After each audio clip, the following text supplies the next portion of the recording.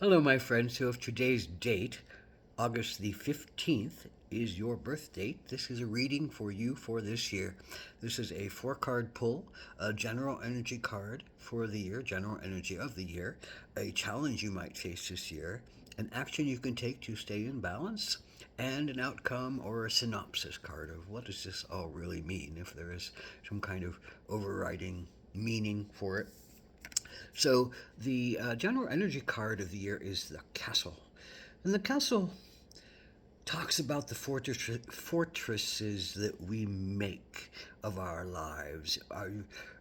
Do we have an actual castle, an actual home where we go and we have our family and we keep ourselves locked in and we keep ourselves disconnected from the outside and we don't venture out and we only you know, we create divisions and caste divisions and sense divisions, and we live a sterile life that's just more about the riches and the opulence, but not necessarily about the communions and the service and all the other things that are often required of us? Or do we have a castle that has open doors and open walls and allows the community to come in and out and allows the world to come in and out and the world's knowledge and the world's soul comes into our door and we become the king or queen of our own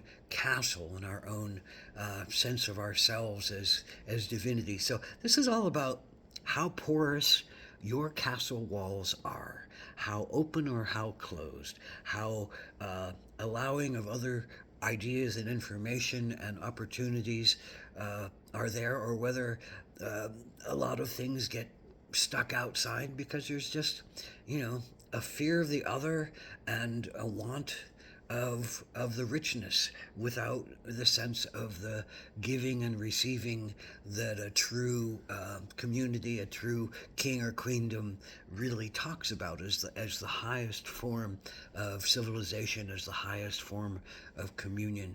When our kings and queens treat us each as kings and queens, then do we all have a castle that is built for us? But if we do not have kings and queens who build kingdoms and queendoms that feed us, then we are left out. We are abandoned. We see ourselves as other, as they see us as other, and that animosity only bridges. So, what is that all about?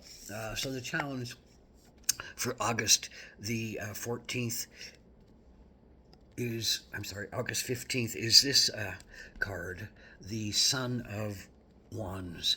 So, what is this talking about? Well, normally, this is, the suns are young, impetuous, youthful energies.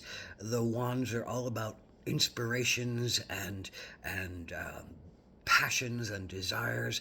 Here, this is a wonderful card that shows a Heyoka who is teaching people that it's okay to break some rules. It's okay to break some rigidities that society has brought in. It's okay to live outside of one's uh, uh, box. It's okay to color outside the lines. And it's a willfulness that says, I'm going to show that it's okay. I'm going to live a life that's okay, being outside of the lines of quote, correctness or politeness or social acceptance, and I'm going to taste the fires and the passions that burn within me, and I'm going to show to others that tasting those fires and tasting those passions are things that can heal and not necessarily hurt me, that you have to be able to break out of your castle walls. So what's your challenge? Well, it's to break out of your castle walls.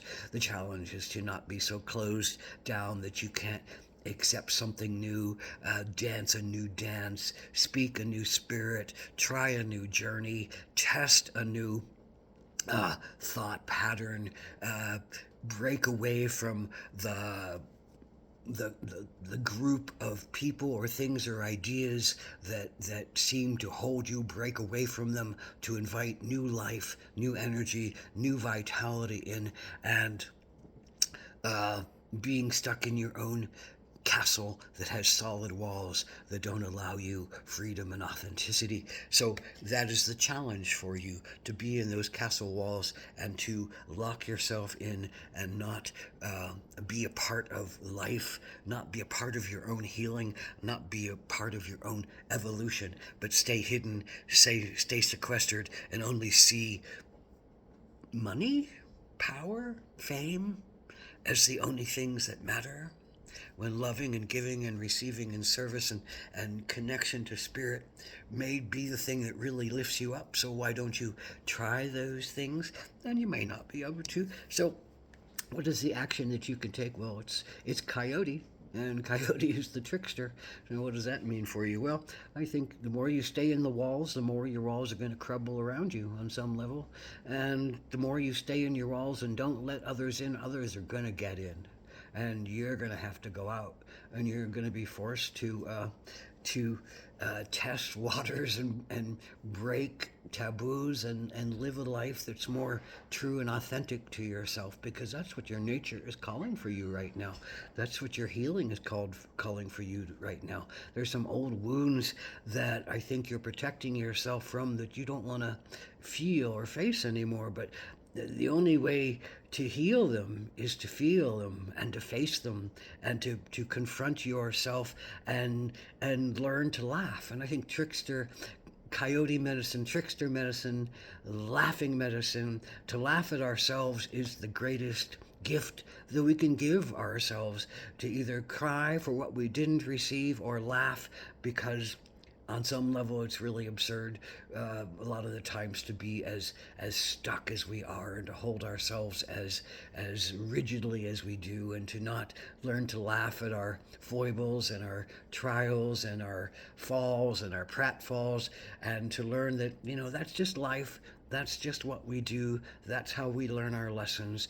That's how we become wiser in our step. That's how we become more heart-centered in our flow. That's how we become less attached to outcomes, and thereby freer to live our lives in truth and in peace and with some dignity. And it's amazing, the coyote will bring us dignity, but the laughter of coyote, the self looking at coyote with humor is a very powerful way of doing your healing work and bringing that healing work out into the world.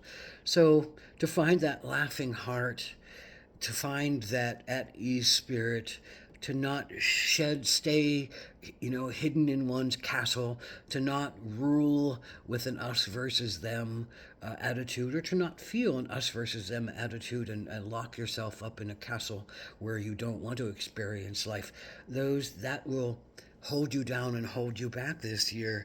It's not a time to hide. It's not a time to forget about your neighbor, your life, your authenticity, your dance, your truth, your socialization, your giving and receiving, and your sharing of divine powers. And if you can find a way, look, you have a Heyoka, which is a coyote energy, a divine trickster, the sacred clown. You have a coyote energy as your action to take. This is a time of allowing yourself to be free, allowing yourself to have laughter, allowing yourself to look foolish. It doesn't really matter. Look foolish and live authentically. Look foolish, and the foolish are often the wisest ones. The fool turning to the wise being is the path of the whole tarot card system.